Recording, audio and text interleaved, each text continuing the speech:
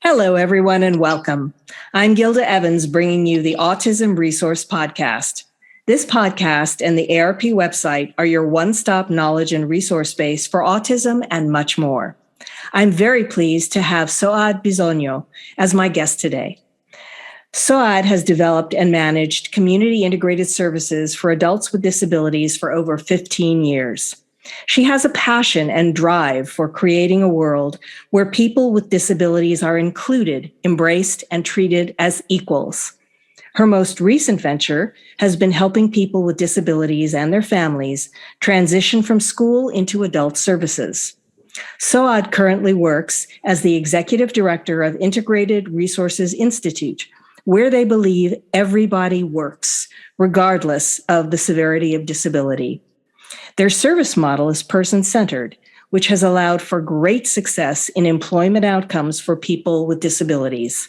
Currently, 93% of individuals receiving services by I.R.I are competitively employed in their community.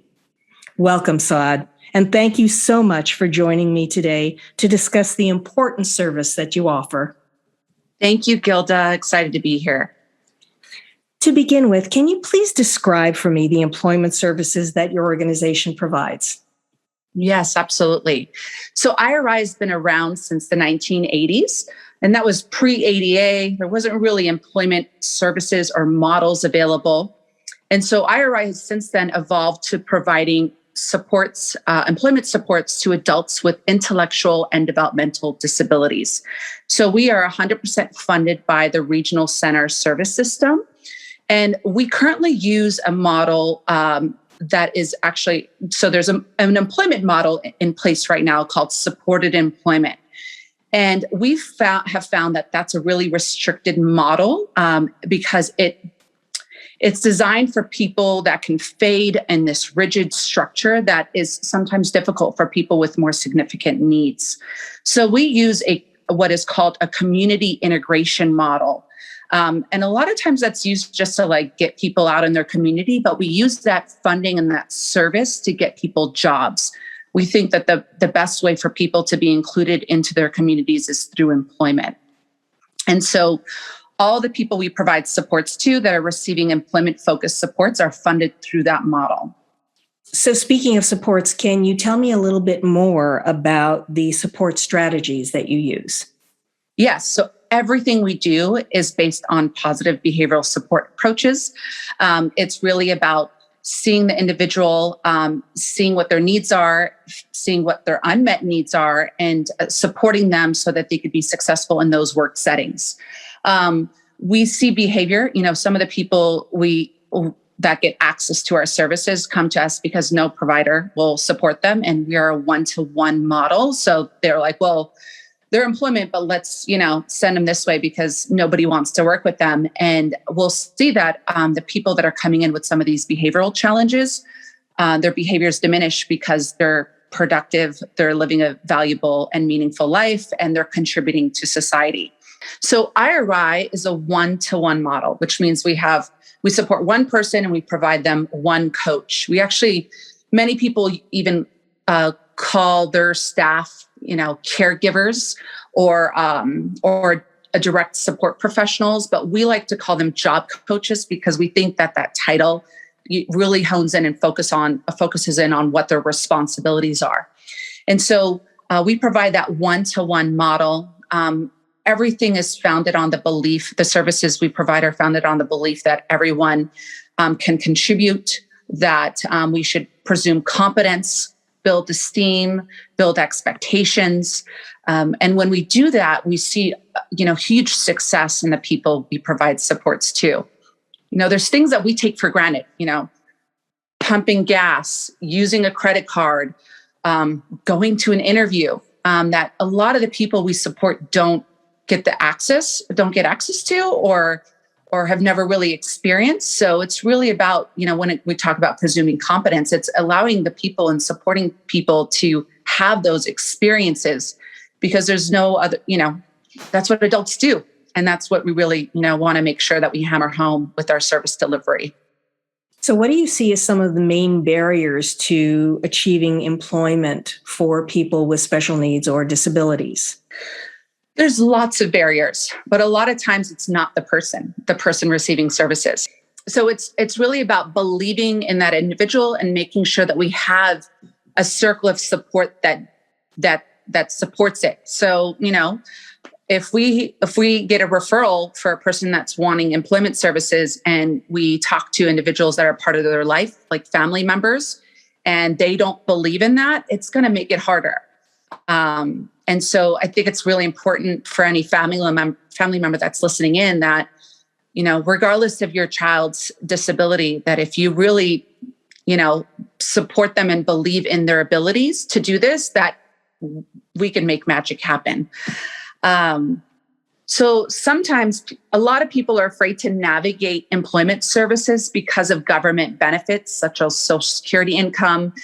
And I.R.I will help people. And there's actually other state agencies that help support people with understanding the benefits of working while receiving government benefits.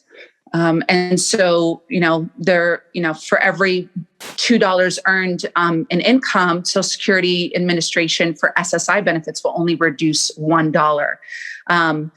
And there's other avenues and other, I don't want to call it loopholes, but they are that allow and encourage people with disabilities to be employed without taking away benefits from them. Well, now a 93% success rate is a pretty respectable number. So why do you think your agency has been so successful in achieving employment for its clients? It sounds like a little, gushy, or I forget, I'm not thinking the right word, but, I think the reason for our success and outcomes is because we believe in people. We believe in their capacity and their gifts and their strengths. We hire people to do the same. Ironically, a lot of times I don't like hiring people from this service industry because they're trained to see people for their deficits versus seeing them for their strengths. We do our best to hone in on that with the individual, with their staff, with their circle of support, and that's been successful. And I think what's ironic is during COVID, we're seeing the highest rates of unemployment in California, and we're seeing higher rates of employment for people with disabilities because everybody is hiring. And I haven't really honed in on it, but there are some employers that, regardless of the ADA, we're skeptical or fearful of hiring a person with a disability.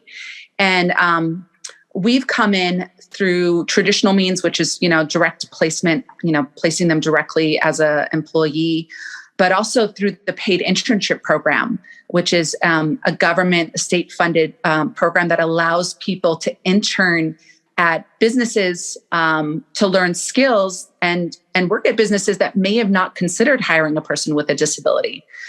And so we've actually had such great success with employment during COVID that we're actually struggling to find coaches to provide those supports.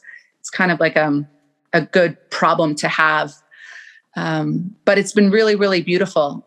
We have had some challenges early on that, really made us reflect on our service system, where people we support had jobs, had essential business jobs, like working at grocery stores or working at a business that was considered essential, and were denied access to their jobs because they were living in a group home that wouldn't allow them to leave their home. And, I.R.I spent some time advocating. I'm also the vice president of California I.R.I. And so the issues that we were facing with employment that seemed like a client's rights issue was also being brought up to California I.R.I. and DDS. And I know, I'm sharing this story because we have a long ways. The system, the society has a long ways in really treating people with disabilities as equals, because I like to use the concept of